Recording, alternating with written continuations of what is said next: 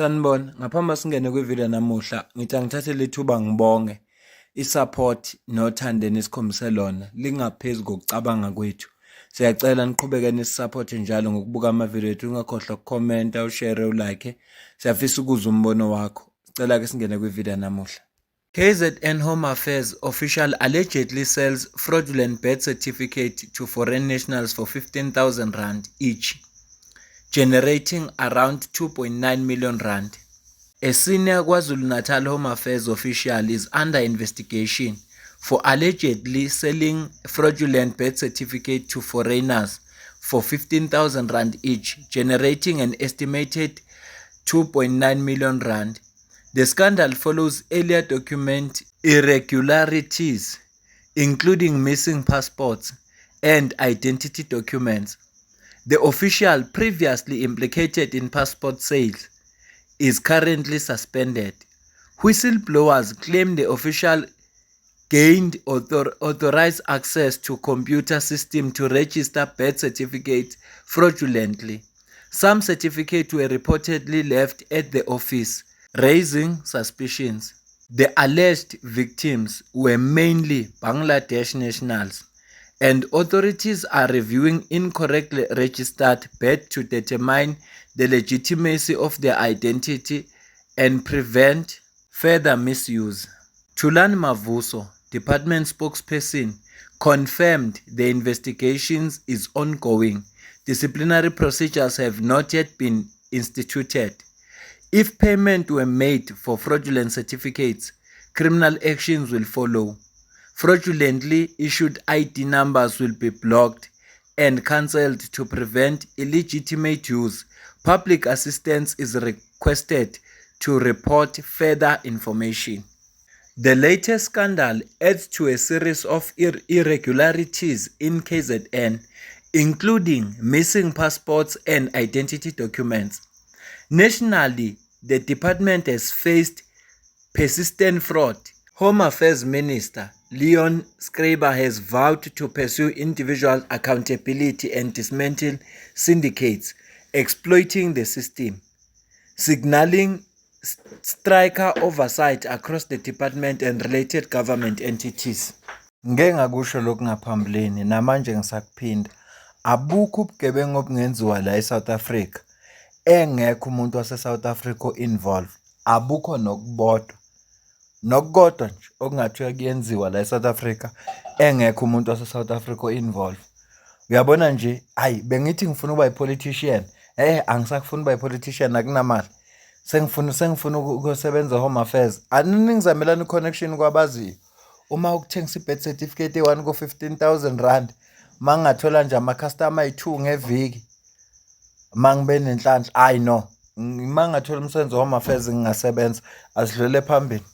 SAPS Western Cape, an intelligence-driven operation conducted by members of Operation Lockdown 3 and the Endangered Species K9 unit, led to an arrest of Chinese and Malawian nationals for the possessions of abalone on Friday, 7th November, in Amazon Street, Primrose Park.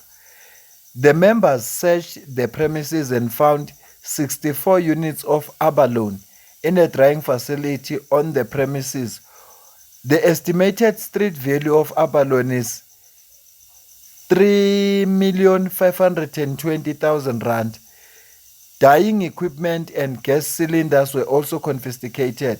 The two adults male will appear in the Athlone Magistrate Court on Monday, 10 November. Kulaba bangazi ukuthi yini le abalone okukhulunywa ngayo, nansi incazelo. Abalone is expensive seafood, considered a delicacy for its chewy and unique tasting flesh. Angumbuzo wesibili, why is abalone poaching illegal? Impendulo ithi, in order to sustain and protect the abalone population, you cannot harvest abalone from the ocean without a permit or a license.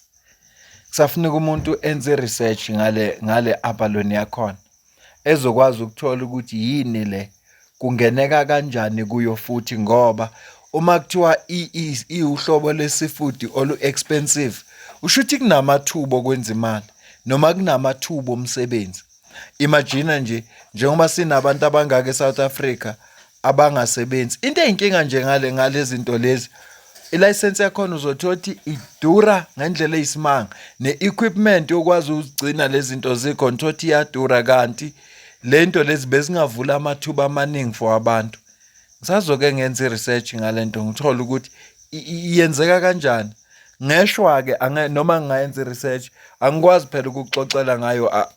Kule channel asikhulumi ngayo ibhizinisi, asikhulumi ngama-business ideas, asikhulumi ngama-business opportunities. Ishwa lakho liyoba yilelo. Kodwa-ke noma ubani onethuba akangene ku-Google wakhe ayibuze lento, uthole mhlawumpe singazigcina sesikhanda amathuba omsebenzi nje. Oppositional leader yaseZimbabwe uJob Sikhala uboshiwe la eSouth Africa ngicabanga ngoLwesihlanu emveni kokutholakala nama-explosive emotweni yakhe. Siyazi ukuthi abantu baseZimbabwe lama-explosive bawasebenzisa kakhulu kulo msebenzi lo wozamazama.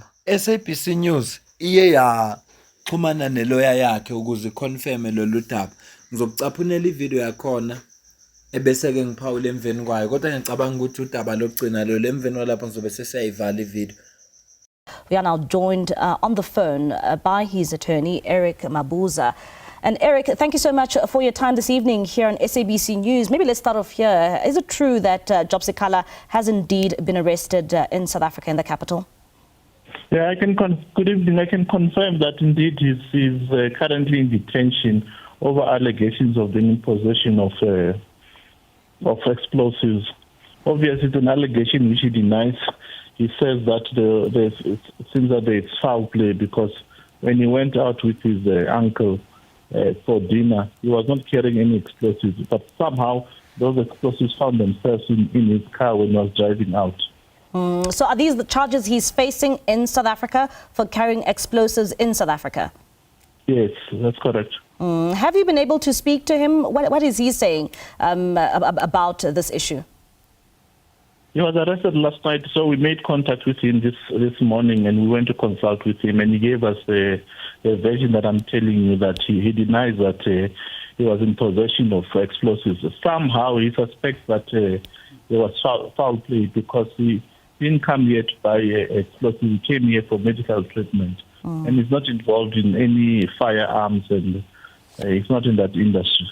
Ubuzwake ummeli wakhe eqinisekisa ukuthi cha impela noboshiwe ngoba utholakala nawo lama explosive, kodwa uyawaphika yena uthi yena akawazi isizathu esimlethe eSouth Africa uze ngoba ezothola i-medical attention. Nansi into ayizele nje eSouth Africa, kodwa ukuthi ama explosive angene kanjani kuzofuneka ukuthi amaphoyisa ambuza akwazi ukwachazela. Ya kuzofuneka ukuthi amaphoyisa akwazi ukwachazela. Ya kunje ngoba phela umuntu omkhulu kube umuntu ofana nami, amaphoyisa abwazomfaka induku acula akhulume yonke into. Manje ngoba ke umuntu lo kuzoloku kulandela iprocess. Sizozwa ke ngabo ukuthi bathini. Bengithi nje ngiku-update ngalezi zinto ezenzekayo la kule South Africa yethu ekhululekileyo esiphethwe kuyo upresident wethu, our Lord and Savior uCyril Ramaphosa.